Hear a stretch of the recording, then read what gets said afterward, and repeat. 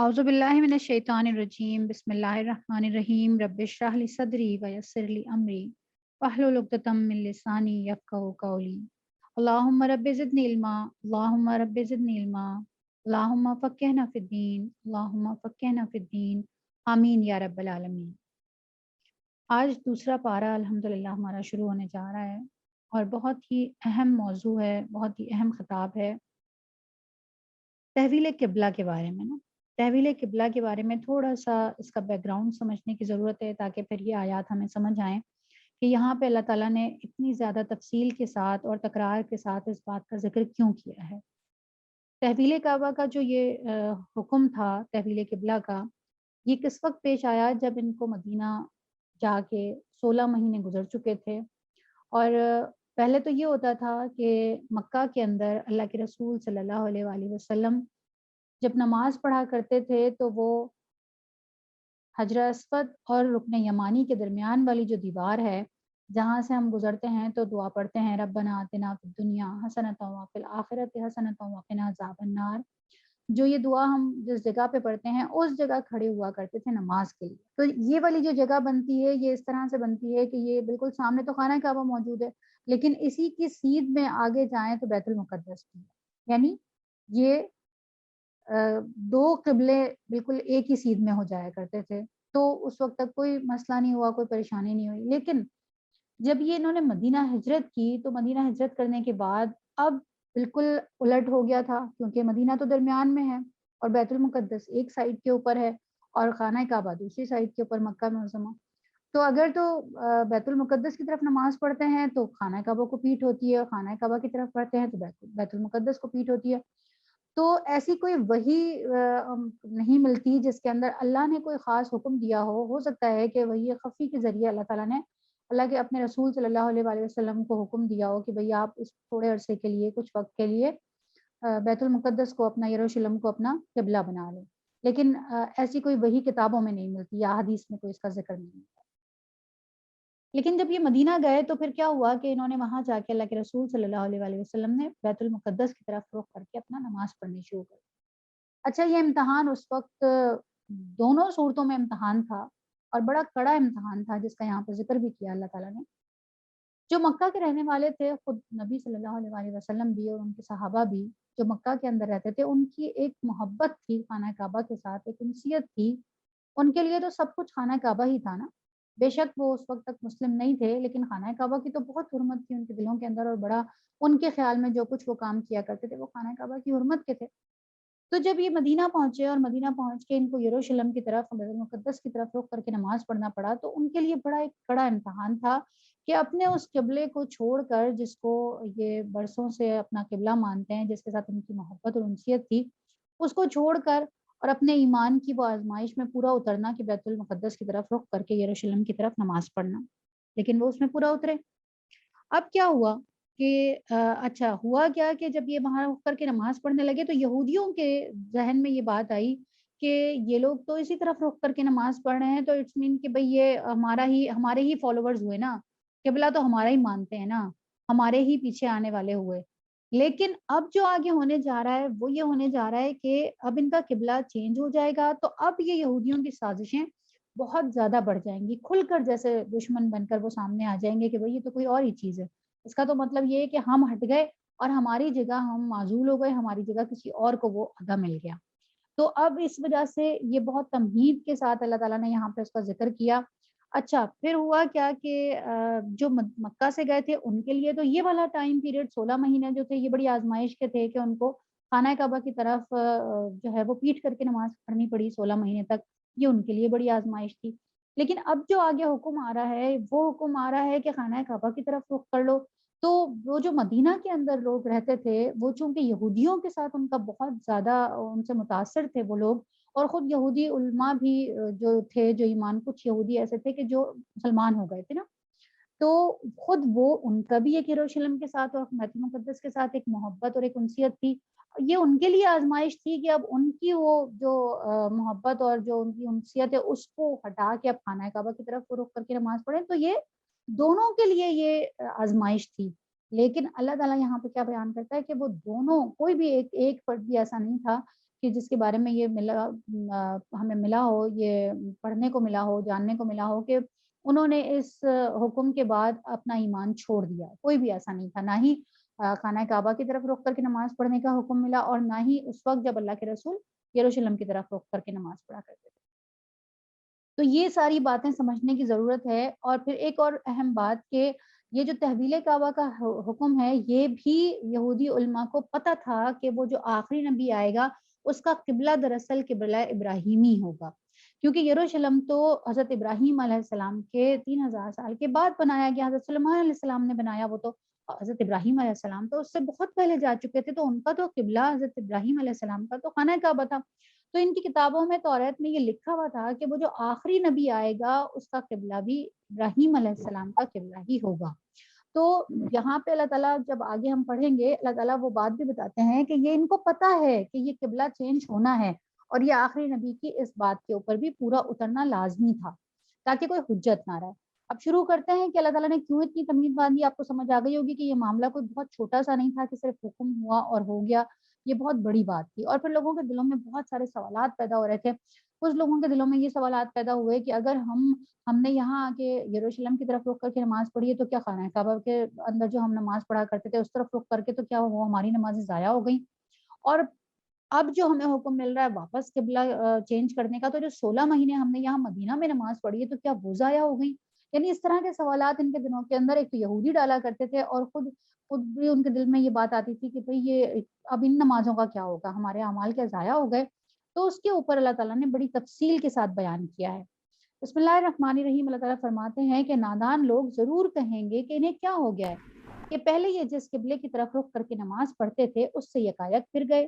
اے نبی صلی اللہ علیہ وآلہ وسلم، ان سے کہو مشرق اور مغرب سب اللہ کے ہیں، اللہ جسے چاہتا ہے سیدھی راہ دکھا دیتا ہے، اور اسی طرح تو ہم نے تمہیں ایک امت وسط بنایا. اب یہ دیکھیں، یہ وہ آیتیں ہیں جہاں سے یہودیوں کی معزولی کا اعلان، باقاعدہ اعلان ہو رہا ہے. ابھی تک تو پیچھے تو اللہ تعالیٰ نے وہ ساری تمہید باندھی تھی، ساری ان کی حرکتیں بتائی تھی، پیچھے کا ان کا پورا ریکارڈ ان کو دکھایا تھا کہ یہ تمہارا ریکارڈ تھا، تم یہ کچھ کرتے ہوئے آئے تھے. اب آگے آ کے یہ ریکارڈ دکھانے کے بعد حتمی حکم دیا جا رہا ہے کہ اب یہودیوں کو جو بنی اسرائیل ہے، یہودی اور عیسائی، ان کو معزول کر دیا گیا ہے. مسلمانوں کو اب وہ عہدہ دیا جا رہا ہے، وہ ذمہ داری دی جا رہی ہے جس کے اوپر پہلے یہودی تھے. کیا کہا اللہ تعالیٰ نے کہ اسی طرح تو ہم نے تمہیں ایک امت وسط بنایا ہے. امت وسط کیا؟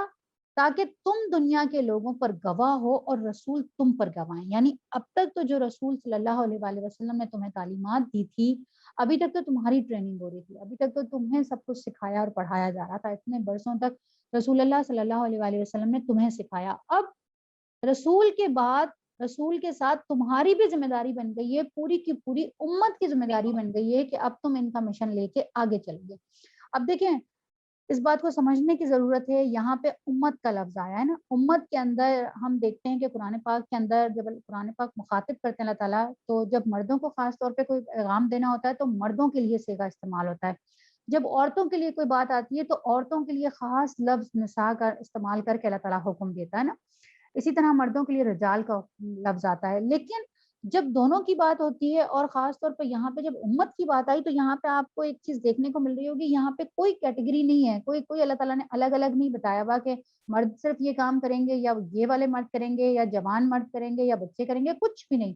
پوری کی پوری مسلم امہ کو ایک امت کی صورت کے اندر بتایا اللہ نے، اور کہا کہ اب یہ آپ کی ڈیوٹی ہے. اس میں سے یہ بھی نہیں بتایا کہ اس میں سے صرف تھوڑے سے لوگ یہ کام کریں گے، بلکہ ڈیوٹی تو سب کی ہے، فرض سب کے اوپر ہے، پوری کی پوری امت. اور پھر امت وسط. امت وسط کا کیا مطلب ہوتا ہے؟ اس کو تھوڑا سا ایسا سمجھیے گا کہ جیسے درمیان کے اندر کوئی چیز رکھی ہوئی ہو جس سے سارے کے ساری جگہ پہ روشنی جا رہی ہو نا، ہر طرف درمیان کے اندر بلب لگا ہوا ہو کمرے کے اندر. یا آپ اپنی باڈی پارٹ سے دیکھ لیں کہ جیسے آپ کا دل جو ہوتا ہے وہ درمیان میں جسم کے آپ کے رکھا ہوا ہوتا ہے، اور درمیان کا مطلب یہ بھی ہوتا ہے کہ آپ اس کو اس کی اصطلاح سمجھ لیں کہ جیسے وہ چیز جو باقی تمام اعضاء کو چلا رہی ہو. جیسے دل ہے نا، اگر دل آپ کے پورے جسم کو بلڈ سپلائی کر رہا ہے، تو اگر جس جگہ پہ بھی آپ کا وہ دل بلڈ کو سپلائی کرنا بند کر دے گا تو کیا ہوگا؟ آپ کا باڈی کا وہ والا پارٹ بند ہو جائے گا، پیرالائز ہو جائے گا، ختم ہو جائے گا، مردہ ہو جائے گا، کچھ بھی نہیں کر سکے گا. جب تک آپ کا دل پوری باڈی کو بالکل ایک طرح سے خون سپلائی کرتا رہے گا تو آپ کی باڈی کے سارے حصے ایز اٹ از کام کرتے رہیں گے. تو امت مسلمہ کا جو کام ہے وہ دل کی طرح کا کام ہے کہ یہ نیکیوں کی سپلائی کرے گی. جہاں جہاں بھی یہ نیکیوں کی سپلائی روک دے گی جس جگہ سے بھی وہ حصہ دنیا کے اندر مردہ ہو جائے گا. تو ابھی اس وقت تو صورتحال یہ ہے کہ امت مسلمہ خود ہی پوری کی پوری مردہ ہو گئی ہے، اس لیے کہ اس نے اپنے آپ کو ہی وہ سپلائی کرنا بند کر دی ہے. لیکن اللہ نے جو اس کو نکالا تھا، کیا کہا اللہ تعالیٰ نے کہ تم وہ امت ہو جو نکالی گئی ہو، کس کے لیے؟ لِتَكُونُوا شُهَدَاءَ عَلَى النَّاسِ، تاکہ تم انسانوں کے اوپر گواہ رہو. وَيَكُونَ الرَّسُولُ عَلَيْكُمْ شَهِيدًا، اور رسول تمہارے اوپر گواہ ہو جائے. ایک اور بہت اسی کے تناظر میں ایک حدیث میں آپ کو سناتی ہوں کہ تم دنیا کے لوگوں پر گواہ ہو جاؤ اور رسول تم پر گواہ ہو. اس کے بارے میں ایک حدیث میں آتا ہے، صحیح بخاری کی ایک حدیث ہے کہ جو اللہ کے رسول حضرت نوح علیہ السلام ہیں، قیامت کے دن حضرت نوح علیہ السلام سے پوچھا جائے گا کہ آپ نے اپنی قوم کو، آپ کی قوم جو پوری کی پوری دنیا ہی تباہ ہو گئی، کسی نے مان کے نہیں دیا سوائے چند ایک لوگوں کے، تو اس پوری قوم کو آپ نے تبلیغ بھی کی تھی، ان کو بلایا بھی تھا اللہ کی طرف. جب ان کی قوم سے پوچھا جائے گا تو ان کی قوم انکار کر دے گی اور وہ کہے گی نہیں نہیں، ہمیں تو نوح نے علیہ السلام نے ہمیں تو بالکل بھی کوئی دعوت نہیں دی، کوئی ہمیں آپ کی طرف اللہ تعالیٰ نہیں بلایا. تو اللہ تعالیٰ پھر کہیں گے حضرت نوح علیہ السلام کو کہ آپ کے پاس کوئی گواہ موجود ہے کہ آپ نے واقعی پیغام پہنچا دیا تھا؟ آپ کی قوم تو انکاری ہو گئی اس بات سے کہ بھئی آپ نے پیغام پہنچایا تھا، تو آپ کے پاس کوئی گواہی موجود ہے؟ تو حضرت نوح علیہ السلام جو کہیں گے، بڑی خوبصورت اور بڑی دل کو خوش کر دینے والی اور خوشخبری سمجھ لیں کہ اس کے اندر ہے، اس حدیث کے اندر، کہ حضرت نوح علیہ السلام کہیں گے کہ ہاں اللہ تعالیٰ میرے پاس گواہ موجود ہیں. تو اللہ تعالیٰ کہیں گے اچھا کون ہے وہ آپ کے گواہ، ذرا لے کر آئیے. تو اللہ کے رسول حضرت نوح علیہ السلام کہیں گے امت محمدیہ میری گواہ ہے. تو آپ اور میں گواہ بنیں گے ان کے اوپر، دنیا کے لوگوں کے اوپر، حضرت نوح کی قوم کے اوپر، اور ہم اس وقت گواہی دیں گے کہ ہاں اللہ تعالیٰ حضرت نوح نے اپنی قوم کو 950 سال تبلیغ کی، بلایا، آپ کی دعوت دی. اور ہم کیسے دیں گے؟ ہم کب دیں گے؟ جب ہم قرآن پڑھیں گے اور جب ہم یہ جانیں گے کہ ہاں واقعی نوح علیہ السلام نے اپنی قوم کو دعوت دی تھی. اگر ہم نے قرآن کھولا ہی نہیں، ہمیں پتہ ہی نہیں ہے کچھ بھی، تو ہم کیسے اس وقت گواہ بنیں گے؟ ہم کتنے خوش نصیب ہوں گے نا وہ لوگ کہ جن کو نوح علیہ السلام، ایک نبی، آدم ثانی جس کو کہا جاتا ہے، جس کو اللہ کہتا ہے ہم نے چن لیا ان پیغمبروں کو، وہ کھڑے ہو کے کہیں کہ اللہ تعالیٰ میں گواہی کے لیے ان لوگوں کو بلاتا ہوں، اور پھر ہمیں بلایا جائے، اللہ ہمیں کہے کہ آؤ تم گواہی دو. تو کیا اس وقت موقع ہوگا، کیا اس وقت منظر ہوگا، اور کیا اس وقت مقام ہوگا کہ اللہ آپ کو گواہ کے طور پہ کھڑا کرے. اللہم ربنا اجعلنا منہم، اللہم ربنا اجعلنا منہم، اللہ ہمیں ان لوگوں میں شامل فرمائے. پروردگار ہمیں اس قابل کر دے، اس کا اہل بنا دے. تو اللہ تعالیٰ کہتا ہے کہ تم لوگ گواہ بنو گے دنیا کے لوگوں کے اوپر. اور یہ جو ہمارے بعد جو آنے والے لوگ ہیں، یہ لوگ بھی کھڑے ہو کے حجت ہمارے خلاف قائم کر سکتے ہیں کہ اللہ تعالیٰ یہ امت محمدیہ تھی صلی اللہ علیہ وآلہ وسلم، جن کو آپ نے امت وسط بنایا تھا، جن کی ڈیوٹی تھی کہ یہ ہمیں بھی بتاتے. ابھی اس وقت ہماری ڈیوٹی یہ ہے کہ ہم مطلب پوری دنیا کے اندر جہاں جہاں اسلام نہیں ہے وہاں پہ جا کے ہمیں اسلام پہنچانے کی ہماری ڈیوٹی ہے. ہم نہیں کہہ رہے وہ ایک الگ بالکل ہی مطلب ہم اپنی اس ڈیوٹی کو صحیح طرح سے انجام نہیں دے رہے، لیکن پوری دنیا کے اندر یہ ہمارا کام ہے. جیسے اللہ کے رسول صلی اللہ علیہ وسلم نے کیا کیا تھا کہ اپنے صحابہ کرام کو باقاعدہ ذمہ داریاں دے کر الگ الگ علاقوں میں، ہم نے کل پڑھا نا کہ کہاں کہاں کیسے کیسے علاقوں کے اندر ان کو بھیجا گیا اور کس طرح سے ان کی ڈیوٹی لگی. اسی طرح سے اللہ تعالیٰ نے امت مسلمہ کی ڈیوٹی لگائی ہے. پھر اس کے بعد اللہ تعالیٰ فرماتے ہیں کہ پہلے جس طرف تم رخ کر کے نماز پڑھتے تھے، تم رخ کرتے تھے، اس کو تو صرف ہم نے یہ دیکھنے کے لیے قبلہ مقرر کیا تھا کہ کون رسول کی پیروی کرتا ہے اور کون الٹا پھر جاتا ہے. اب یہ دیکھیں، ابھی ہم نے بات کی نا کہ ان کے لیے بہت بڑی آزمائش تھی جو مکہ سے آئے تھے. ان کی تو جان تھی خانہ کعبہ کے اندر، ان کے لیے خانہ کعبہ کی طرف پیٹ کر کے نماز پڑھنا ایک بہت بڑا امتحان تھا. لیکن وہ ہجرت کر کے آئے تھے، رسول کے صحابہ تھے، رسول کی پیروی کرتے تھے. تو جب رسول اللہ صلی اللہ علیہ وآلہ وسلم نے بیت المقدس کی طرف رخ کیا تو انہوں نے بغیر چو چاہ کیے رخ کر لیا. یہ معاملہ تھا تو بڑا سخت، خود قرآن کہتا ہے، رب کہتا ہے کہ ہاں یہ معاملہ بہت سخت تھا، کوئی چھوٹی بات نہیں تھی. یہ ان کے ایمان کی بہت بڑی آزمائش تھی، مگر ان لوگوں کے لیے کچھ بھی سخت ثابت نہ ہوا جو اللہ کی ہدایت سے فیضیاب تھے. کیا پتا چلا کہ جن کے دلوں کو بس انسان کے دل میں یہ بات اگر آ جائے نا، ہاں بس یہ اللہ کی طرف سے ہوا ہے، تو اس کا دل ایسا مطمئن ہو جاتا ہے کہ وہ بڑے سے بڑے امتحان سے بھی گزر جاتا ہے. ہمارے تو ایمان بہت کمزور اور کچے ایمان ہے نا، ہم تو ذرا سی تکلیف کے اندر تڑپ جاتے ہیں، پریشان ہو جاتے ہیں، بس یہ میرے ساتھ ہی کیوں ہوا، یا ہمارے ساتھ ہمیشہ ایسے ہی کیوں ہوتا ہے. لیکن اللہ یہ کہتا ہے، خود قرآن کے اندر اللہ فرماتا ہے کہ کوئی بھی تکلیف پوری دنیا مل کر بھی اگر کسی چیز کو، کسی انسان کو تکلیف دینا چاہے تو وہ نہیں دے سکتی، الا یہ کہ اللہ کا اذن نہ ہو. اللہ کی مرضی کے بغیر کوئی کسی کو نہ نقصان پہنچا سکتا ہے نہ فائدہ پہنچا سکتا ہے. تو یہاں پہ بھی کیا ہوا، اللہ تعالیٰ نے کیا کہا کہ ان کے لیے بالکل بھی سخت ثابت نہیں ہوا جو اللہ کی ہدایت سے فیضیاب تھے، یعنی ان کے دل بالکل مطمئن تھے کہ ہم رسول اللہ کی پیروی کر رہے ہیں تو یہ اللہ ہی کا حکم ہے.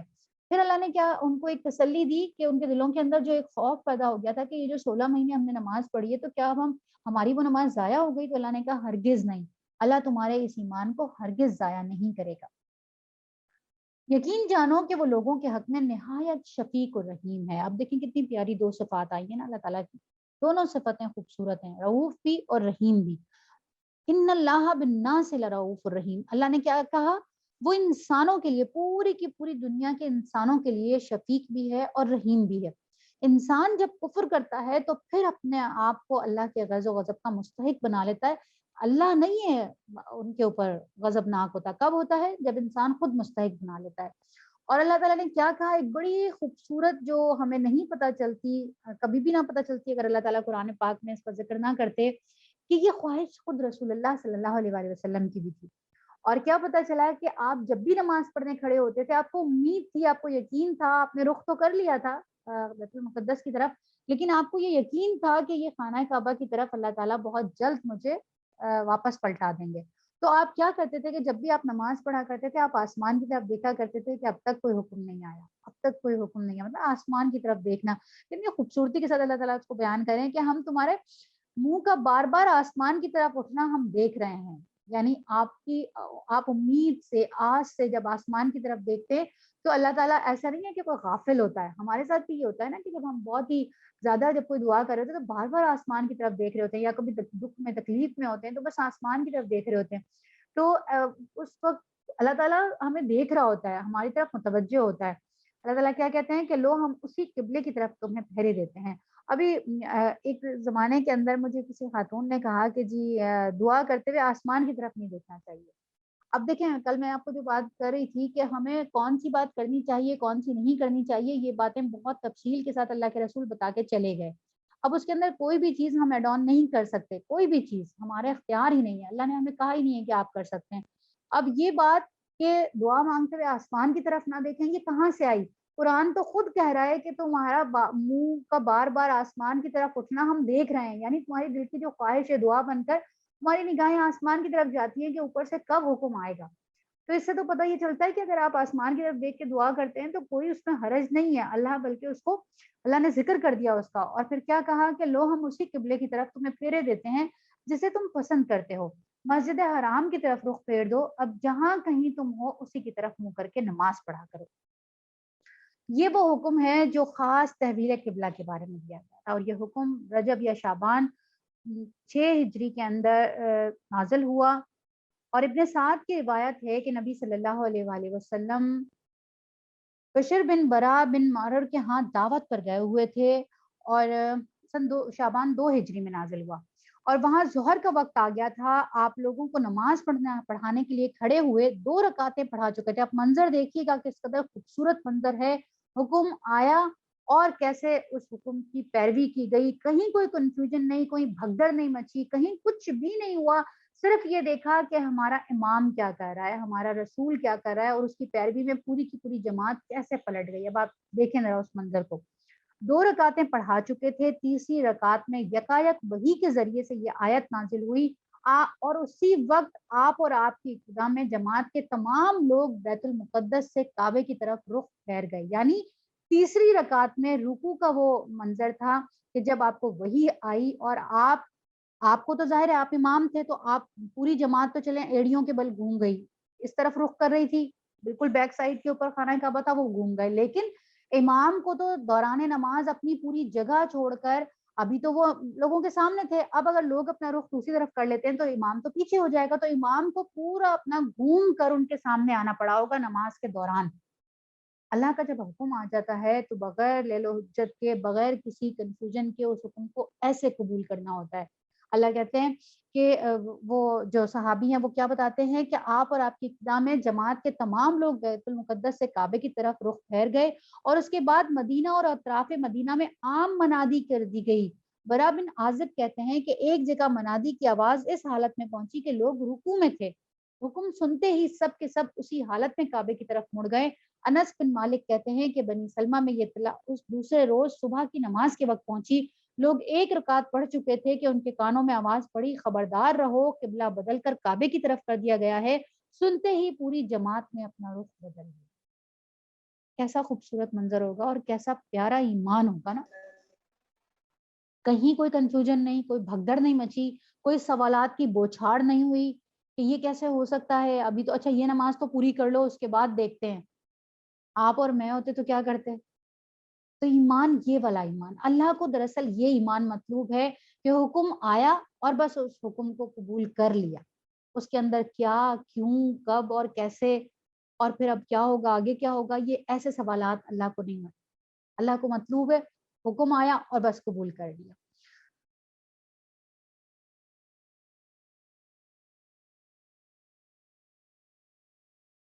یہ لوگ جنہیں کتاب دی گئی ہے خوب جانتے ہیں کہ تحویل قبلہ کا یہ حکم ان کے رب ہی کی طرف سے، کیا کہا اللہ تعالیٰ نے کہ یہ جو ابھی اس کے اوپر شور مچانا شروع ہو گئے ہیں، انقریب بتا دیا نا، اوپر شروع ہی پارا اسی سے ہوا کہ انقریب یہ کچھ لوگ یہ کہیں گے کہ یہ کیسے نادان لوگ ہیں، کبھی ایک طرف رخ کرتے ہیں کبھی دوسری طرف رخ کرتے ہیں۔ لیکن اللہ تعالیٰ آگے کیا بتاتا ہے کہ یہ جو اہل کتاب ہیں یہ بہت اچھی طرح سے جانتے ہیں کہ یہ تحویل قبلہ کا حکم ان کے رب ہی کی طرف سے ہے اور برحق ہے۔ کیوں؟ کیونکہ توریت میں لکھا ہوا تھا کہ جو آخری نبی آئے گا اس کا قبلہ قبلہ ابراہیمی ہوگا، مگر اس کے باوجود یہ جو کچھ کر رہے ہیں اللہ اس سے غافل نہیں ہے۔ تم ان اہل کتاب کے پاس خواہ کوئی نشانی لے آؤ، ممکن نہیں کہ یہ تمہارے قبلے کی پیروی کرنے لگیں، اور نہ تمہارے لیے یہ ممکن ہے کہ ان کے قبلے کی پیروی کرو، اور ان میں سے کوئی گروہ بھی دوسرے گروہ کے قبلے کی پیروی کے لیے تیار نہیں ہے۔ ان کی حالت کیا تھی؟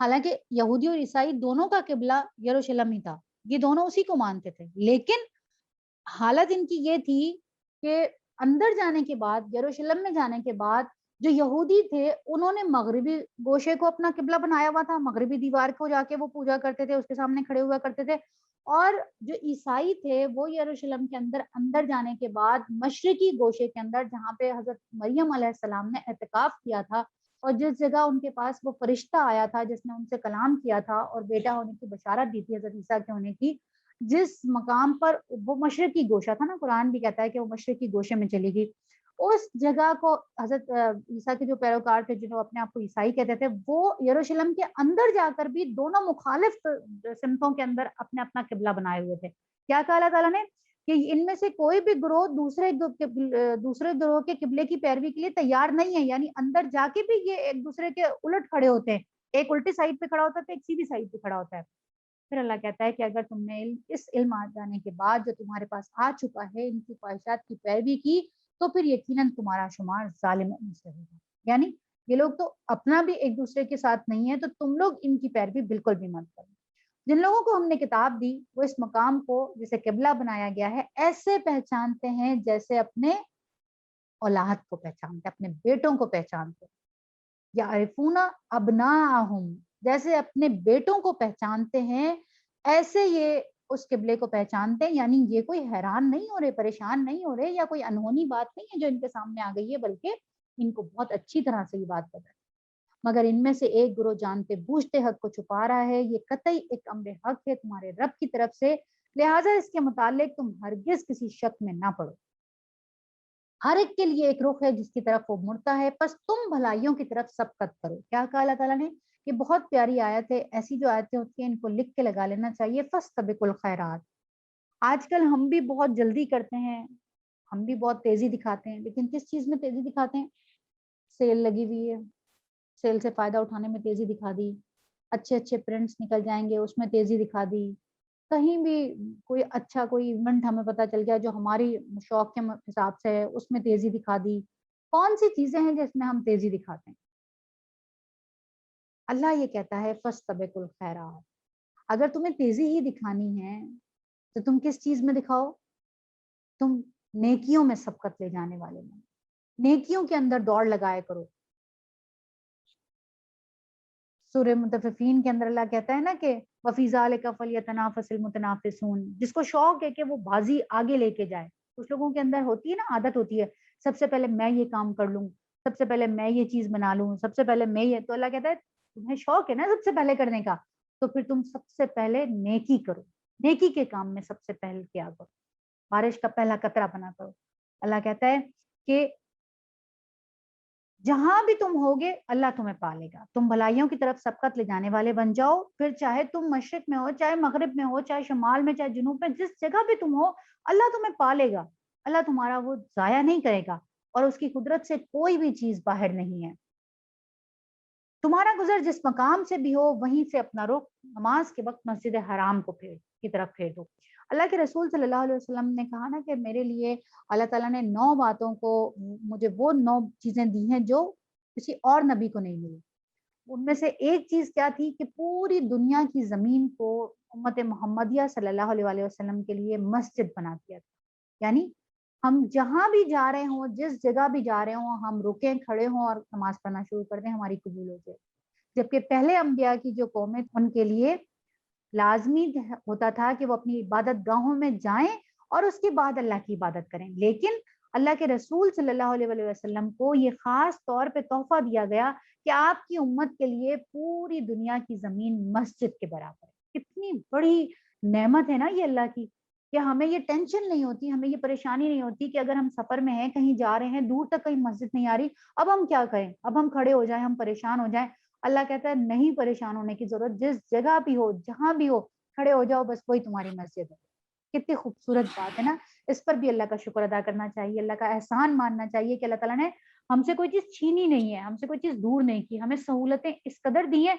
अभी भी अगर हम ना अल्लाह ताला की इबादत कर सकें, उसके बावजूद भी अगर हम ना वो सारी चीजें पा सकें, उसका फल पा सकें, तो देखें बदनसीबी फिर किसकी हुई, फिर बदनसीब तो हम हुए ना।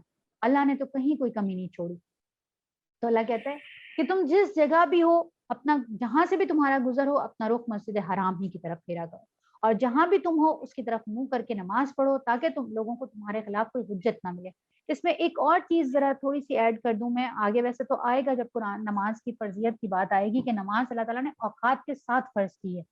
हमारे यहाँ आम तौर पे कुछ लोग क्या करते हैं कि सफर के अंदर होते हैं, तो वो इस वजह से अपनी नमाजों को कज़ा कर देते हैं कि नहीं हम किसी जगह पहुंच कर फिर नमाज पढ़ेंगे। जहन में रखिए अल्लाह ने औकात के साथ नमाज को फर्ज किया है। नमाज वो है कि जो वक्त की पाबंदी के साथ फर्ज की गई है। तो आपको अगर लगता है कि आप जिस मकाम पे जा रहे हैं वहां पहुंचते पहुंचते आप लेट हो जाएंगे, आपकी नमाज कज़ा हो जाएगी, तो जिस जगह आप मौजूद हैं अगर वहां रुक कर नमाज नहीं पढ़ सकते, तो गाड़ी में बैठे हैं, जहाज में बैठे हैं, ट्रेन में बैठे हैं, बस में बैठे हैं, जिस जगह भी बैठे हैं, पानी नहीं भी है तो तयम्मुम करके नमाज पढ़ लें। देखिए फर्ज नमाज को छोड़ने का कोई कोई हुज्जत नहीं बनती, फर्ज नमाज को छोड़ने की। अल्लाह ने कहा पानी नहीं है, थोड़ा सा पानी है तो सिर्फ फराइज पूरे कर लो, 4 चीजें पूरी कर लो कि आप अब पानी के साथ अपनी कोहनियों तक हल्का सा गीला कर लें, चेहरे को कर लें और मसा कर लें। अगर पानी है, हो सकता है तो पैरों को कर लें। ये 4 फराइज हैं उसके वुजू के, इनको पूरा करें और नमाज अदा कर लें। फर्ज नमाज को किसी तरह से भी नहीं छोड़ा जा सकता कि हम जाके दोबारा कज़ा अदा कर देंगे। हाँ सफर के अंदर कसर की जा सकती है, 2 नमाजें मिला के पढ़ी जा सकती हैं। अगर आप जोहर के वक्त निकल रहे हैं तो ये मुमकिन है कि आप जोहर और असर दोनों को मिलाकर जोहरैन करके पढ़ लें, या अगर आप कहीं जाके पहुंच के जोहर और असर दोनों को मिला के असर के वक्त दोनों को पढ़ लें। इसी तरह मगरिब और इशा मिला के पढ़ी जा सकती है, मगरिब के वक्त भी पढ़ी जा सकती है और इशा के वक्त भी पढ़ी जा सकती है दोनों नमाजें। ये वो चीजें हैं जो अल्लाह के रसूल सल्लल्लाहु अलैहि वसल्लम से साबित है। इसके अलावा जानबूझ के किसी को छोड़ देना सिर्फ इस वजह से कि रास्ता है, सफर है, तो कोई वो हुज्जत नहीं है छोड़ने के लिए ना। अल्लाह ताला फरमाते हैं और तुम जहां भी हो उसी की तरफ मुंह करके नमाज पढ़ो, ताकि लोगों को तुम्हारे खिलाफ कोई हुज्जत ना मिले। हाँ जो जालिम है उनकी जबान किसी हाल में बंद नहीं होगी, तो उनसे तुम ना डरो बल्कि मुझसे डरो। किसी का माइक खुला हुआ है, थोड़ी सी आवाज डिस्टर्ब कर रही है, माइक बंद कर लें अपना। तो अल्लाह ताला ने कहा कि तुम सिर्फ ये काम करो कि जो हमने तुम्हें दिया है ना, इसके अलावा मुझे डिस्टरबेंस हो रही है, किसी का माइक खुला है। आप लोग माइक चेक कर लें, आयशा किसी का माइक बंद कर दें।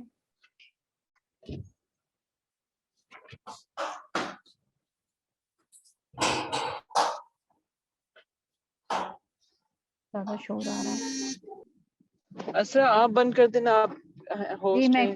میں کر میوٹ میں کر میں کرتی ہوں.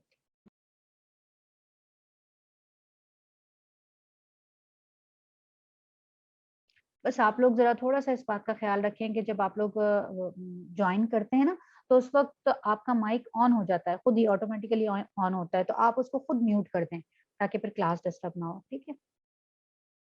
تو اللہ تعالیٰ فرماتا ہے کہ یہ اللہ تعالیٰ نے یہ کیوں کیا, یہ سارے کام کیوں کیا اللہ تعالیٰ نے, کہ تم ان کی زبان کسی بھی حال میں بند نہیں ہوگی. تم صرف یہ کام کرو کہ جو میں نے تمہیں حکم دیا ہے, اور ان کی باتوں کے اوپر نہ جاؤ اس لیے کہ انہوں نے پھر بھی باتیں کرنی ہیں. تو تم ان سے مت ڈرو بلکہ مجھ سے ڈرو. اور کیا کہا کہ اس لیے کہ میں تم پر اپنی نعمت پوری کر دوں. کون سی نعمت پوری کر دوں؟ یہ جو آپ کو جو عہدہ دیا گیا, جو ذمہ داری دی گئی, یہ وہ نعمت ہے جو اللہ تعالیٰ نے آپ کو دی ہے. کسی کو معزول کرنے کے بعد آپ کو اس عہدے کے اوپر بٹھایا گیا, تو یہ وہ نعمت ہے جو اللہ تعالیٰ نے پوری کر دی. اور اس توقع پر اللہ تعالیٰ نے کی ہے کہ میرے اس حکم کی پیروی سے تم اس طرح فلاح کا راستہ پاؤ گے جس طرح تمہیں اس چیز سے فلاح نصیب ہوئی کہ میں نے تمہارے درمیان خود تم میں سے ایک رسول بھیجا جو تمہیں میری آیات سناتا ہے, تمہاری زندگیوں کو سنوارتا ہے, تمہیں کتاب اور حکمت کی تعلیم دیتا ہے, اور تمہیں وہ باتیں سکھاتا ہے جو تم نہیں جانتے تھے. لہٰذا تم مجھے یاد رکھو اور میں تمہیں یاد رکھوں گا, اور میرا شکر ادا کرو اور کفران نعمت نہ کرو. اب یہ دیکھیں ذرا یاد کر لیں پیچھے ابراہیم علیہ السلام کی دعا, کیا دعا تھی؟ انہی کے اندر سے ایک رسول بھیج جو انہیں تیری آیات سنائے اور ان کا تزکیہ کرے, کتاب اور حکمت کی تعلیم دے اور ان کی زندگیوں کو سنوارے. یہی دعا تھی. بالکل صرف ترتیب چینج ہوئی ہے, دعا بالکل وہی کی وہی ہے, صرف اللہ تعالیٰ نے ترتیب چینج کی ہے, باقی دعا ویسی کی ویسی قبول کی ہے. اللہ تعالیٰ نے کیا کہا کہ میں نے تمہارے درمیان خود تمہیں میں سے ایک رسول بھیج دیا جو تمہیں میری آیات بھی سناتا ہے, تمہاری زندگیوں کو سنوارتا ہے, تمہیں کتاب اور حکمت کی تعلیم دیتا ہے, اور تمہیں وہ باتیں سکھاتا ہے جو تم نہیں جانتے تھے. اب ایک اور ڈیل ہو رہی ہے. کیا ڈیل ہو رہی ہے؟ بڑی پیاری ڈیل ہو رہی ہے. فَاذْكُرُونِي أَذْكُرْكُمْ, تو مجھے یاد رکھو میں تمہیں یاد رکھوں گا. وَاشْكُرُوا لِي وَلَا تَكْفُرُونِ, دیکھو شکر ادا کرنا, کفر مت کرنا. یہ دو بہت اہم باتیں ہیں. بڑی ہی خوبصورت آیت ہے قرآن کی یہ, فَاذْكُرُونِي أَذْكُرْكُمْ. دنیا کے اندر کتنا بھی آپ کا چاہنے والا ہو, کیسا بھی آپ کا عزیز ہو, آپ کی جان پڑی ہوئی ہو اس کے اندر, لیکن کبھی بھی وہ یہ دعویٰ نہیں کر سکتا کہ تم مجھے یاد کرنا میں تمہیں یاد کرنے لگ جاؤں. آپ کو کیا پتا, ایک ہی وقت کے اندر آپ کسی کے بارے میں بہت اچھا سوچ رہے ہوتے ہیں, دوسری طرف دوسرا بندہ بیٹھا ہوا سوچ رہا ہوتا ہے کہ پتہ نہیں اس نے میرے ساتھ کیا کیا ہے. کوئی انسان دعویٰ نہیں کر سکتا کہ تم مجھے جس وہ لمحے تم مجھے یاد کرو گے میں تمہیں اس لمحے یاد کرنا شروع کر دوں گا. ایک بڑی پیاری حدیث قدسی ہے, وہ اسی آیت کی تشریح کرتی ہے کہ اللہ تعالیٰ کہتا ہے کہ میرا بندہ جب مجھے دل میں یاد کرتا ہے تو میں اسے اپنے دل میں یاد کرتا ہوں. دیکھیں کتنی پیاری بات ہے کہ آپ نے اللہ تعالیٰ کو دل میں یاد کرنا شروع کیا, اسی وقت آپ اللہ کے دل میں آ گئے. اس سے بڑی نعمت اور کیا ہوگی کہ آپ اللہ کے دل میں. ذرا اس کو فیل کر کے دیکھیں, کبھی اکیلے میں بیٹھ کے کبھی اللہ کا ذکر کریں اور اس وقت اپنے اوپر یہ کیفیت طاری کریں کہ میں اس وقت اللہ کو یاد کر رہی ہوں یا کر رہا ہوں, تو اس وقت اللہ بھی مجھے اپنے دل میں یاد کرا. اور دیکھیں نا, اس سے بڑی تو کوئی سعادت ہی نہیں ہے کہ اللہ کے دل میں آپ ہو. کسی انسان کا یہ اوقات کہ وہ اللہ کے دل میں چلا جائے, کتنی بڑی بات ہے, کتنی بڑی سعادت ہے. لیکن اللہ کہہ رہا ہے, اللہ کا وعدہ ہے, اس نے کہا ہے کہ ہاں جب کوئی مجھے دل میں یاد کرتا ہے تو میں اس کو اپنے دل میں یاد کرتا ہوں, اور جب کوئی مجھے محفل میں یاد کرتا ہے, یعنی جب کوئی اپنے لوگوں کے اندر بیٹھ کر میرا ذکر کر رہا ہوتا ہے, جس طرح ابھی ہم یہ ذکر کر رہے ہیں, تو اللہ کا یہ وعدہ ہے کہ میں اس سے زیادہ خوبصورت اور اس سے زیادہ برکت والی محفل کے اندر اس کا ذکر کرتا ہوں. اور وہ محفل کہاں پہ ہوتی ہے؟ وہ عرش پہ ہوتی ہے, اور وہ فرشتوں کی محفل ہوتی ہے. تو جب ہم قرآن کو پڑھ رہے ہوتے ہیں, جب ہم اللہ کا ذکر کر رہے ہوتے ہیں, تو یہ اتنی بڑی سعادت کی بات ہوتی ہے کہ اب جس وقت ہم یہ قرآن کا ذکر کر رہے ہیں, ہم پڑھ رہے ہیں اللہ کے ذکر کو, اس وقت بالکل ہمیں اس میں کوئی شک نہیں ہے, کوئی 1% بھی ہمیں کوئی کنفیوژن نہیں ہے یا کچھ نہیں ہے کہ باقی ایسا ہوگا یا نہیں ہوگا. حقیقتاً ایسا ہوگا, کیونکہ اللہ نے کہا ہے تو اللہ سچ کہتا ہے. اس وقت اللہ فرشتوں کے درمیان بیٹھا ہمارا ذکر کر رہا. اور اس سے بڑی سعادت ایک مسلمان کے لیے, ایک مومن کے لیے کیا ہوگی کہ اللہ اس کا ذکر فرشتوں کے درمیان بیٹھ کر کہے اور کہے کہ یہ دیکھو یہ ہیں وہ جن کے لیے میں نے یہ دنیا بنائی تھی, اور جن کے لیے تم مجھے کہہ رہے تھے کہ بھئی یہ زمین میں فساد برپا کرے گا, دیکھو میں نے ان کے لیے دنیا بنائی, مجھے یہ لوگ چاہیے تھے. یہ وہ چنے ہوئے لوگ ہیں کہ جن کو میں نے اپنی جنت کے لیے چنا ہے. اللہم ربنا جلنا منہم، اللہم ربنا جلنا منہم. تو یہ اللہ تعالیٰ جو کہتا ہے فَاذْكُرُونِی أَذْكُرْكُمْ، قرآن کی خوبصورت ترین آیتوں کے اندر سے ایک آیت ہے، تم مجھے یاد کرو میں تمہیں یاد کروں. وَاشْكُرُوا لِی وَلَا تَکْفُرُونَ، اگلی ہی جملے کے اندر ابھی جملہ پورا نہیں ہوا، آیت پوری نہیں ہوئی اور فوراً یہ بتا دیا دیکھو شکر ادا کرتے رہنا، کفر نہیں کرنا. اللہ کو کفر بہت سخت ناپسند ہے. اللہ کہتا ہے اگر تمہیں اور بھی چاہیے لَإِن شَكَرْتُمْ لَأَزِيدَنَّكُمْ، کیا کہا اللہ تعالیٰ نے؟ اگر تمہیں اور چاہیے، اور کی طلب ہے، تو بھی تم بجائے کفر کرنے کے شکر ادا کرنا شروع کر دو. تھوڑا سا ملا ہوا ہے نا، شکر ادا کرنا شروع کر دو، اور زیادہ ملنا شروع ہو جائے گا. کفر کرنے والوں کے لیے اللہ کا یہ حکم ہے کہ میں چھین لیا کرتا ہوں، میں نے ان کو جو ہے وہ بھی واپس لے لیتا ہوں. تو اللہ کا شکر ادا کرنا شروع کر دیں تو نعمتیں بڑھتی چلی جاتی ہیں. پھر اللہ تعالیٰ فرماتا ہے یا ایھا الذین آمنوا استعینوا بالصبر والصلاۃ. ابھی ہم پیچھے پڑھ کے گئے، کیا کہا تھا اللہ تعالیٰ نے؟ جب دل بہت پریشان ہو جائے، جب بہت زیادہ انرجی ختم ہونے لگے، تھکنے لگو، تو کس چیز سے مدد حاصل کرو؟ نماز اور صبر. پھر دوبارہ یہی بات آ گئی یا ایھا الذین آمنوا، اے لوگو جو ایمان لائے ہو، خاص طور پہ ایمان والوں کی بات ہوئی ہے، جو ایمان لے کر آئے ہو ان کو کیا کہا اللہ تعالیٰ نے کہ تم صبر اور نماز سے مدد کرو. کیوں؟ ان اللہ مع الصابرین، اللہ صبر کرنے والوں کے ساتھ ہے. کتنا بڑا ساتھ ہے نا، کتنی بڑی تسلی ہے کہ جو صبر کرتے ہیں اللہ ان کے ساتھ ہوتا ہے. اسی کی تشریح کے اندر ایک حدیث سناتی چلوں آپ کو کہ اللہ کے رسول صلی اللہ علیہ وسلم اور حضرت ابوبکر صدیق رضی اللہ تعالیٰ عنہ کہیں جا رہے تھے. راستے کے اندر ایک شخص ملا اور حضرت ابوبکر صدیق کو برا بھلا کہنے لگا. ابوبکر رضی اللہ تعالیٰ عنہ سنتے رہے خاموش رہے. آپ صلی اللہ علیہ وسلم مسکراتے رہے. بہت ہی زیادہ جب بات آگے بڑھ گئی اور وہ شخص چپ ہی نہ کر کے دیا تو حضرت ابوبکر نے بھی اس کو جواب دینا شروع کر دیا اور تھوڑا سا غصے بھی ہوئے. تو اللہ کے رسول صلی اللہ علیہ وسلم کا ایک دم چہرہ مبارک سرخ ہوا اور آپ وہاں سے ہٹ گئے اور چلے گئے. مطلب ناراضگی شو کی آپ نے کہ بھئی یہ ابوبکر کیوں بولنا شروع ہو گیا. خیر وہاں سے نکلے، حضرت ابوبکر صدیق پیچھے پیچھے دوڑے ہوئے آئے اور آ کر اور کہا کہ اللہ کے رسول، جب تک وہ شخص مجھے برا بھلا کہہ رہا تھا اس وقت تک تو آپ مسکرائے چلے گئے، اور جب میں نے اس کو برا بھلا کہنا شروع کیا یا اس کو جواب دینا شروع کیا کہ تم مجھ پہ یہ غلط غلط باتیں کر رہے ہو تو آپ خفا ہو کر آ گئے. تو اللہ کے رسول صلی اللہ علیہ وسلم نے کہا کہ ابوبکر، جب تک تم خاموش تھے اور وہ شخص تمہیں برا بھلا کہہ رہا تھا اس وقت تک تمہاری جگہ اللہ تعالیٰ نے ایک فرشتہ مقرر کر دیا تھا جو اسے جواب دے رہا تھا. ظاہر ہے اللہ کے رسول تو نبی تھے، ان کو نظر آ رہا تھا فرشتہ، اور فرشتہ مستقل جواب دے رہا تھا. لیکن جیسے ہی تم اس کے ساتھ مطلب شروع ہو گئے جواب دینا تو وہ فرشتہ وہاں سے فوراً غائب ہو گیا اور دور کھڑا ہو کے شیطان مسکرا رہا تھا. تو جس جگہ شیطان کھڑا ہو اس جگہ میں تو نہیں کھڑا ہو سکتا. تو کیا پتا چلا کہ جب انسان صبر کر رہا ہوتا ہے تو وہ تنہا نہیں ہوتا، اس کے ساتھ ان اللہ مع الصابرین، یقیناً صبر کرنے والوں کے ساتھ اللہ موجود ہوتا ہے. اللہ اپنے فرشتوں کے ساتھ ان کی مدد کرتا ہے. پھر اللہ کیا کہتے ہیں کہ اور جو لوگ اللہ کی راہ میں مارے جائیں انہیں مردہ نہ کہو، ایسے لوگ تو حقیقت میں زندہ ہیں مگر تمہیں ان کی زندگی کا شعور نہیں ہوتا، اور ہم ضرور تمہیں خوف و خطر، فاقہ کشی، جان و مال کے نقصانات اور آمدنیوں کے گھاٹے میں مبتلا کر کے تمہاری آزمائش کریں گے. ان حالات میں جو لوگ صبر کریں اور جب کوئی مصیبت پڑے تو وہ یہ کہیں کہ یقیناً ہم اللہ کے ہیں اور یقیناً ہمیں اللہ ہی کی طرف پلٹ کر جانا ہے. یعنی کیا ہمیں سکھایا گیا کہ اللہ تعالیٰ نے ہمیں بتا دیا کہ دیکھو یہ وہ چیزیں ہیں جن سے میں تمہاری آزمائش کروں گا، اولاد بھی، مال کے گھاٹے کے اندر بھی، نقصانات بھی، ہر چیز، بیماریوں سے بھی، خوف سے بھی، ہر چیز سے میں تمہاری آزمائش کروں گا. اب ایسی صورت دیکھیں، عام صورتحال کے اندر اللہ پر ایمان لانا بڑا اچھا ہے، اچھے حالات کے اندر اللہ کے اوپر ایمان لانا بڑا آسان ہے. جیسے ہم پیچھے بھی پڑھ کے گئے نا شروع میں کہ جی بالکل ان کا وہ حال ہے کہ آسمان سے بارش ہوتی ہے، تھوڑی سی بجلی چمکتی ہے تو چل پڑتے ہیں، اور جیسے ہی اندھیرا چھاتا ہے تو وہیں خوف سے ڈر جاتے ہیں اور کانوں میں انگلیاں ڈال دیتے ہیں. بالکل وہی والی صورتحال ہے کہ جب آسان معاملہ ہو تب تک تو آپ بہت اچھے ایمان والے پکے ہیں، آپ سے بڑا ایمان والا کوئی نہیں ہے. لیکن جب آپ کے اوپر کوئی مشکل پڑے، جب آپ کے اوپر کوئی پریشانی آئے، مصیبت آئے، تو پھر آپ کے ایمان کا پتہ چل جاتا ہے کہ اب آپ کے اندر کتنا ایمان ہے. اب اگر اس وقت ایمان ڈاواڈول ہو گیا تو پھر آپ کو ضرورت ہے کہ آپ اپنے ایمان کو لیول بڑھائیں.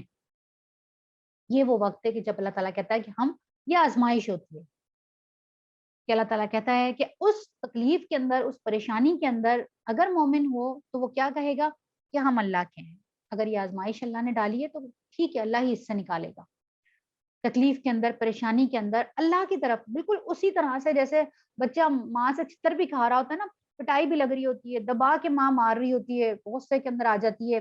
آج کل کی تو خیر مائیں نہیں اتنا مارتی ہوں گی، لیکن ہم تو خیر بہت پٹے بھی ہیں اور ہم نے پٹائیاں لگائی بھی ہیں۔ تو جو یہ والی جو مائیں ہماری والی جنریشن تھی، اس کے اندر کیا ہوتا تھا کہ پوری فیملی موجود ہے، بچہ ماں سے پٹ رہا ہے لیکن پھر بھی ماں میں ہی گھس رہا ہے۔ اس کو ہوتا یہ تھا کہ میں نے جانا ماں کے پاس ہی ہے، ابا بھی کھینچ رہے ہیں، کوئی اور بھی ساتھ فیملی ممبر ہے وہ بھی چاہ رہا ہوتا تھا کہ یہ بچہ میرے پاس آ جائے، میں اس کو چپ کرا لوں، لیکن بچہ اس وقت تک چپ نہیں کرتا جب تک ماں اس کو اپنے کلیجے سے نہ لگا لے، چاہے مارے چاہے پیٹے جو مرضی کرے، بچہ جاتا ماں کی گود کے اندر ہی ہے، سکون وہیں پاتا ہے، وہ رو رو کے سسکیوں کے ساتھ سوتا ماں کے کندھے سے لگ کے ہی۔ تو ایسے ہی بالکل اللہ تعالیٰ کہتا ہے کہ بندہ تکلیف میں ہو، پریشانی میں ہو، مصیبت میں ہو، جس میں بھی ہو، لیکن آخر میں کہے وہ یہی بات کہ میں اللہ کا ہی، مجھے پریشانی اگر اللہ کی طرف سے آئی ہے تو مجھے نجات بھی اللہ کی طرف سے ہی ملے گی۔ پھر اللہ تعالیٰ کہتا ہے کہ جو پریشانی میں اور مصیبت کے اندر جو یہ کہتا ہے کہ ہم اللہ کے ہیں اور اللہ ہی کی طرف ہمیں پلٹ کر جانا ہے، انہیں خوشخبری دے دو کہ ان کے اوپر ان کے رب کی طرف سے بڑی عنایات ہوں گی، یعنی وہ آزمائش جب گزر جائے گی تو بہت اچھے اور سکون کے دن آئیں گے، بہت رحمتیں اور برکتیں اس کو حاصل ہوں گی اگر وہ ثابت قدم رہا۔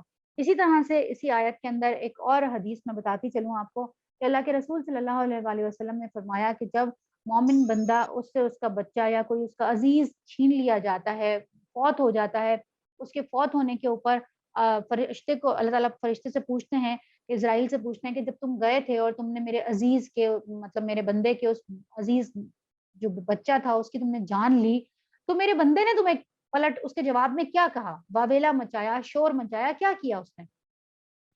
تو اسرائیل کہتے ہیں کہ یا اللہ تیرے بندے نے کہا انا للہ و انا الیہ راجعون، ہم بھی کسی کی فوتگی کی خبر سن لیتے ہیں یا کوئی چیز گم ہو جاتی ہے یا کوئی پریشانی کوئی مصیبت کسی بھی چیز کے اندر عادت ڈالنی چاہیے کہ ہم انا للہ و انا الیہ راجعون ہی کہیں۔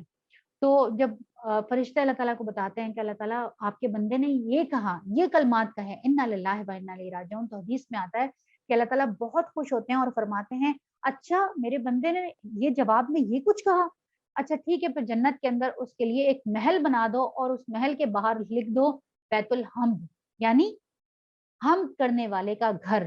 اس نے حمد بیان کی نا، اللہ کی تعریف بیان کی، اس نے کہا اللہ آپ نے میرا بچہ لے لیا یا میرا عزیز لے لیا تو میں بھی تو آپ ہی کا ہوں، مجھے بھی آپ ہی کی طرف جانا ہے۔ جو ہم انا للہ پڑھتے ہیں تو سمجھ کے پڑھنا چاہیے کہ اس کا مطلب کیا ہے کہ اللہ تعالیٰ آپ نے جو لیا ہے فرض، اس کے علاوہ ہم بھی آپ ہی کے ہیں اور ہم نے بھی آپ ہی کی طرف جانا ہے۔ تو جب آپ یہ کلمات ادا کرتے ہیں تو اللہ تعالیٰ جنت کے اندر ایک محل بنوا دیتے ہیں اور اس کے باہر تختی لگوا دیتے ہیں بیت الحمد کی کہ یہ تعریف کرنے والے کا گھر ہے۔ یہ اس سے بڑی اور نعمت کیا ہوگی؟ اور پھر اس کے بعد اللہ تعالیٰ کی اتنے سارے وعدے کہ انہیں خوشخبری بھی دے دو، ان پر ان کے رب کی طرف سے بڑی عنایات ہوں گی، اس کی رحمت ان پر سایہ فگن ہوگی اور ایسے ہی لوگ سیدھے راستے پر ہیں۔ وآخر دعوانا ان الحمد للہ رب العالمین وصلی اللہ تعالی علی خیر خلقہ واصحابہ اجمعین برحمتک یا ارحم الراحمین آمین یا رب العالمین۔ السلام علیکم ورحمۃ اللہ وبرکاتہ۔